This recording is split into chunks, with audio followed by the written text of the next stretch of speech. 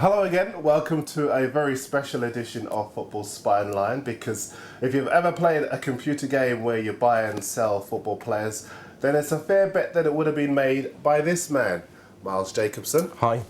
He is the creator of Football Manager, and I've joined him for a game of pool where he's going to be telling me all the secrets behind Football Manager 10. So with Football Manager 2010, there's going to be lots of new features. Well, we've only announced a few so far. We're going to start announcing more next week, but I'll go on to that in a second. There's a new match engine which is vastly improved, both graphically and animations-wise, and with the intelligence of the players. And we also have crowds and stadiums in there now for a much better match atmosphere. We've got a new tactics creator inside the game, because previously the way that you did tactics was kind of computerish in that you had slide bars that you did. So the slide bars are still there if people want to play in that way, but we've basically come up with a system that is a lot more football based. So you go through a little wizard to set up your tactic and can set all of the players' individual skill sets. So if you wanted to have Steven Gerrard being a box-to-box midfielder, you can do that. If you wanted to have Michael Essien as being a defensive holding midfielder, you could do that, and you can set all of the players up individually. There's also a new way of looking at news in the game. Before, we used to tell you what news you'd get. Now you can go and subscribe to any club, any player, any league around the world and get that sent directly to you as a manager.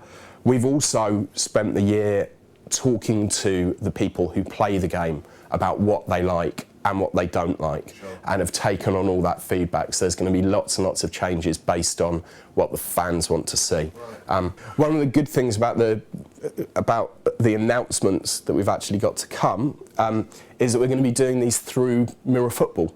So starting next Wednesday, there's going to be a daily blog on Mirror Football from me, talking about the new features, going into a lot of depth, and that's going to run for probably 6 or 7 weeks. It will be the first place that you can see the new match engine as well, because we're going to have some videos of that going live in a couple of weeks. So it's all very exciting. We cover 51 countries' leagues from around the world actually inside the game, playable. You can play as 5,000 teams. So in England we go down to conference, blue square, north and south level, and have 1,500 researchers around the world doing all the stats for the players. We've got the world's biggest football database.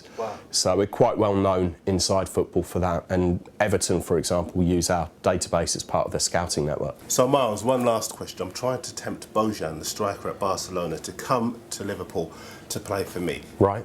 Any chance you could help? He's not coming. Well, what you've got to think is, would he leave in real life? If Man City or Liverpool or Chelsea went in and put a big bid for him tomorrow, do you reckon he'd leave Barcelona? No. So therefore, we've got to have the same thing in the game. So no, at the moment, I don't think he'd leave. If Barcelona failed to qualify for the Champions League next season inside the game, then he'd probably be interested in moving to another Champions League team. But let's be honest, that's not likely to happen, is it? No, indeed. So, but thank you very much for talking to us. So good to meet you as well. And we look forward to working with you in Football Manager 10.